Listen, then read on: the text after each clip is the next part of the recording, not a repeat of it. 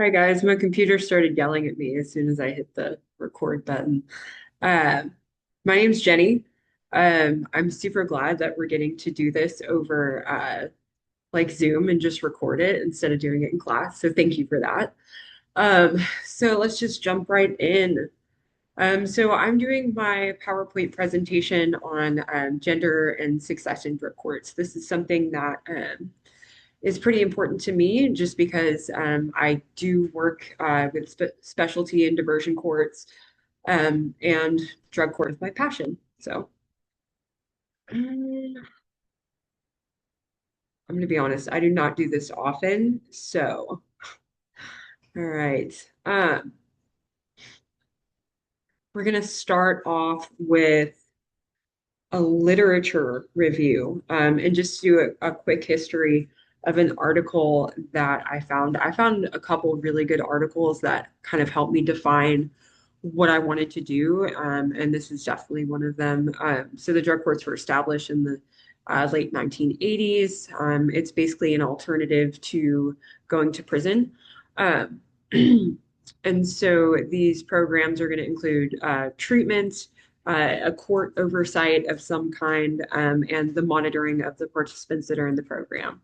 So the variables that are studied in this particular research are gender, which would be versus female, participants, and the dependent variable in this was the drug court success, and they defined that by recidivism rates and program completion.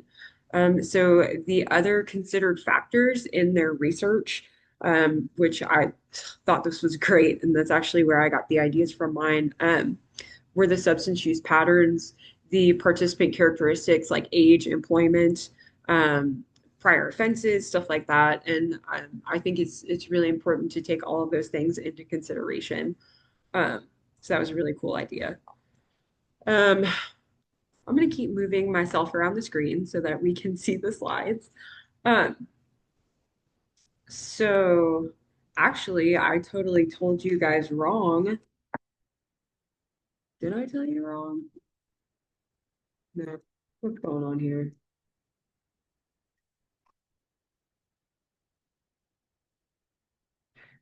Nope, I was right. Okay, so past research examining the gender differences in substance use and participant characteristics, treatment outcomes among individuals in drug court. This study was done in 2014, which is actually pretty recent.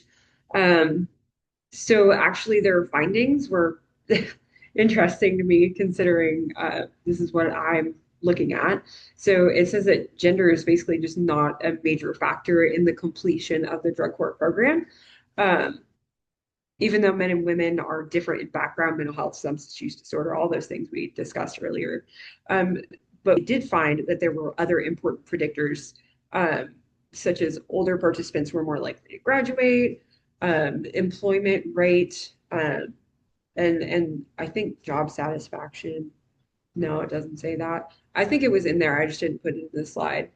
But employment had a lot to do with that, and more time in jail reduces chance of graduation. And I think that's just super interesting for the way that we're handling things now. And so the gender difference predictors for men were going to be age, employment, past incarceration matter, and for women, employment is going to be the key factor. Um, let's see here. So this is another research paper that I found, and this really focuses on the recidivism rates. And I really like one because it's from the government. I don't really know another way to say that. But yeah, so it provided a consistent national estimate of recidivism among drug court graduates. And this is super important to me because this is how I'm going to base success. I'm going to define that by recidivism. So they had a pretty large sample size over, oh, where'd it go? There it is. A pretty large sample size over a pretty decent amount of time and from a lot of different drug courts, which was super cool. So, like I said, this is like a government thing. So the FBI's integrated automatic fingerprint identification system and interstate identification index. I should probably look into more of what exactly that means, but it's real. The measure would be recidivism, which they define that as any arrest for a serious offense resulting in any kind of charge from that. And their key findings were drug court outcomes vary by participant characteristics, which is going to be a lot of the stuff that we talked about earlier. The addiction severity, their criminal history, and what kind of treatment they got. Let me just move myself over again. Research and design. So my correlational design is going to be what is the relationship between gender and recidivism rates for drug court graduates? And what is the relationship between these variables? For a quasi experiment, I would do how do male for female participants differ in recidivism rates after drug court completion? This is the one that I'm going to go with because I feel like it's the easiest. Um, and I really like it. So the experimental one would be is what differences exist between groups when different types of treatment interventions. And so if that's a route I wanted to go, I could delve into somehow, not with the information that I'm going to be using, but potentially one could look into are they using cognitive behavioral therapy? Are they using MI, motivational interviewing? And what did they use to treat their patients throughout their time in treatment? Let's see here. So when I'm defining my variables for my own research, I'm going to be using gender and success measured by recidivism. My conceptual variables or constructs are going to be gender is a social category of male or female, and success is overall effectiveness of the program in preventing reoffending. The operational definitions are gender as recorded by male or female using public records and only public records. Success is going to be defined as no new arrests or convictions within 12 months after completing any drug court program.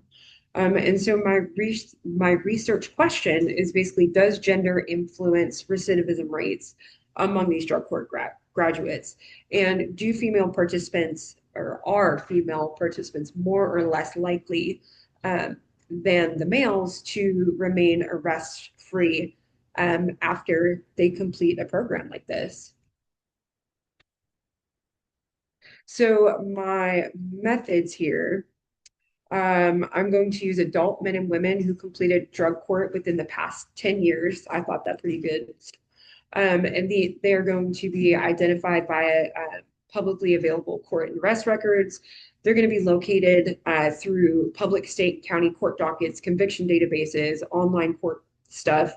So basically stuff like ODCR, OCSN, whatever just national stuff that I can find that is readily available on the internet. I thought about reaching out to ODMH SAS, um, which is the Oklahoma Department of Mental Health Substance Abuse. And I'm thinking that they have to have some kind of record of success. I don't know. We'll figure it out. So the instruments and how my variables are measured. So gender is going to be whatever is on that public record. So whether that be male, female, or I'm going to check and see if there is an option for an other. Recidivism is going to be defined by any new arrest or conviction record within 12 months. Covariates, I feel like I really have a lot of these, but my covariates are going to be age, prior arrest, and convictions, the charge severity. I think the charge severity is really important, as well as the prior arrest, because that can indicate the severity of the addiction. And we can kind of make some assumptions from that. The program completion status and the court area are going to be other variables. That would be my covariates. Um, Procedure for my sampling approach is just going to be that public search within my designated time window.